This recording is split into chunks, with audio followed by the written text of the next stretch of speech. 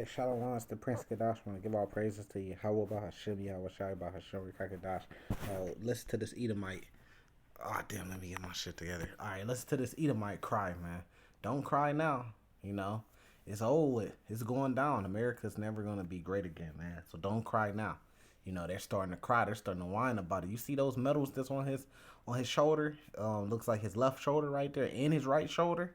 You know, these are the mighty men, you know, and they're starting to cry, you know, about where America is right now, you know, because they could see where it's going, and eventually it's going to be ended. So let's play this video and see what he has to say, and what the fuck he's crying about. A lot of happiness, smiling, telling everybody that everything was beautiful every day. If I went into my church and didn't say everything was beautiful, they'd think I was sick. And I'm not that way. I mean, I sincerely believe in this old world that everything is beautiful.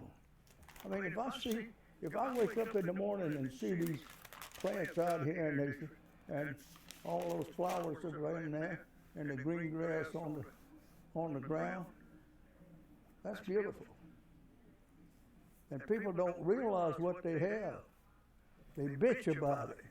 And then nowadays, I am so upset that the things we did and the things we fought for and the boys that died for it, it's all going down the drain. Our country's going to hell. You hear what he said? He said it's going down the drain and the country is going to hell. This is the end, man. And when these things, you know, get even worse and worse, which they are, by the way, you know, you're going to see a lot of people, especially these old veterans and these militias and stuff like that. You're going to see them out here wilding, man, on these streets, like Purge, pretty much. Mad Max on the streets, man. You're going to see them just shit hits the fan, pretty much. That's what they call it. You're going to see that because, you know, they're paying attention to where, you know, inflation is. They're paying attention to the shortages of things. They're paying attention to the trucking industry. You know, these Edomites, they pay attention to all those things. They paying attention to the, you know, the bans on their weapons and their amendments and constitutional rights. They're paying attention to those things, man. And when those things are starting to get infringed on, then what are they saying? You know, what he's saying, it's going to shit. Handbasket. We haven't got the country we had when I was raised. Not at all. Nobody will have the fun. And he's that serious. Look at his eyes. He's not even blinking. You know, but they say, well, when he was raised, around that time, depending on his age, will be like when they said America was great. You know, but it's going to shit now. You know, let's keep on. Nobody will have the opportunity I had. This is not the same. That's not what I want. That's not what they died for. This is not it. No, I'm so sorry. See, Esau's losing his power, man. Esau's losing. This is real, you know.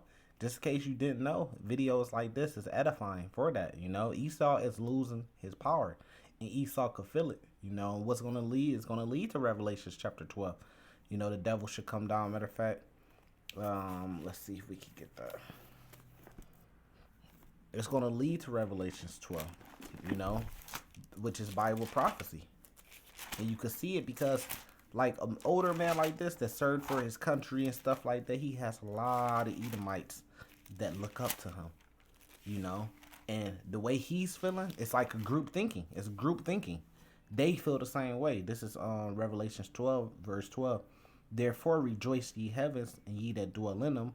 Woe to the inhabitants of the earth and of the sea, for the devil is come down on you, having great wrath. Because of what? Because he knoweth that he has but a short time. Like this Edomite right here that's on the screen, he knows what he's talking about is that he knows that they have a short time. And he knows that America is going to shit and like it's pretty much over. He knows that. He could feel that in the spirit. You know, and that's why he's giving the reaction he's giving. I'll be all right. Just takes me time to get over it.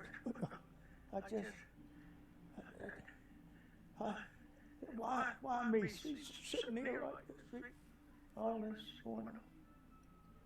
Listen, Emily, just not, it's just not the same. That isn't what we fought for. Oh well, I should be worried about it, I guess. I'm 100 years old, they say. So he said he's 100 years old. So 100 years ago, um, 1922.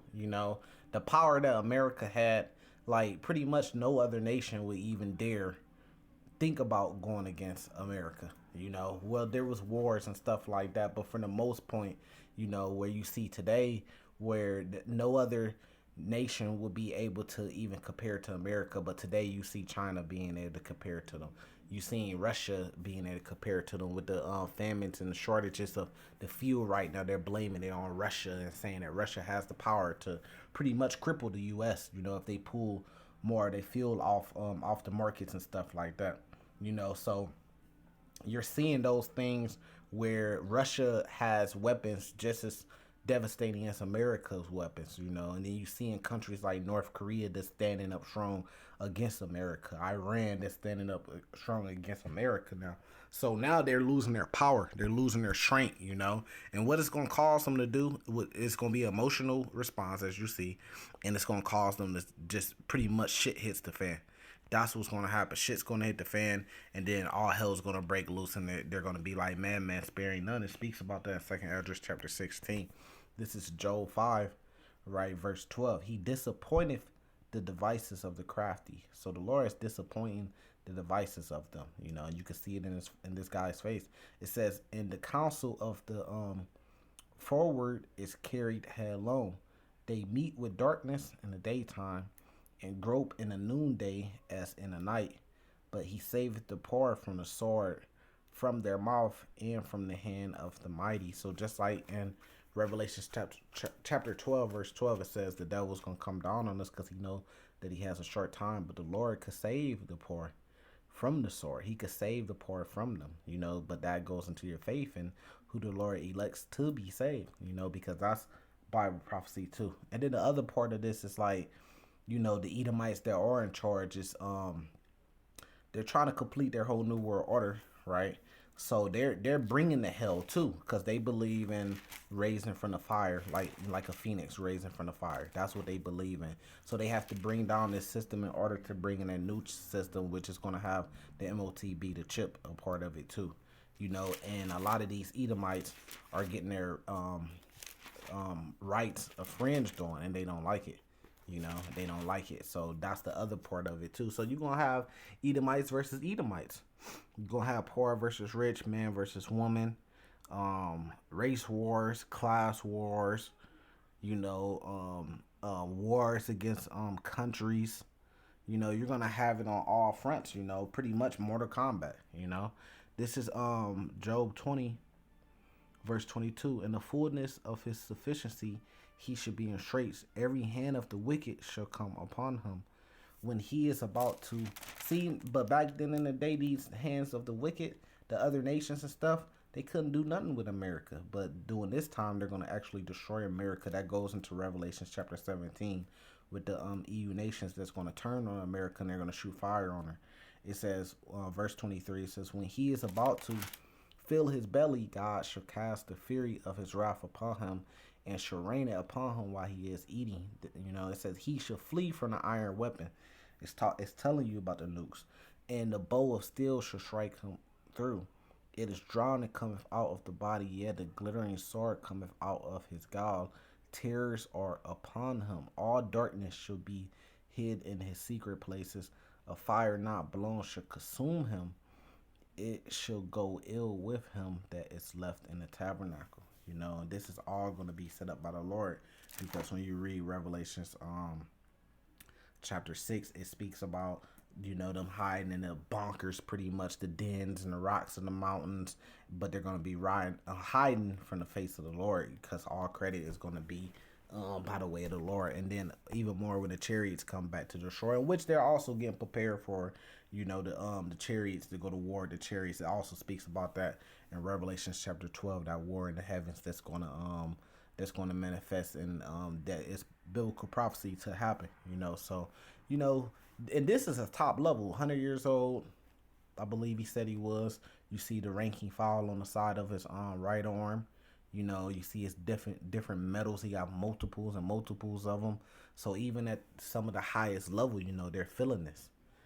So it's just to show you and hopefully be edifying, to show keep doing the work, because the work that we're doing is not going in vain. Um, the elect is being sealed, and the Lord is fulfilling these prophecies for us, and eventually it's going to be worse and gets worse and worse to the point where America is going to be destroyed completely. So with that, I say salvation to the elect. Shalom.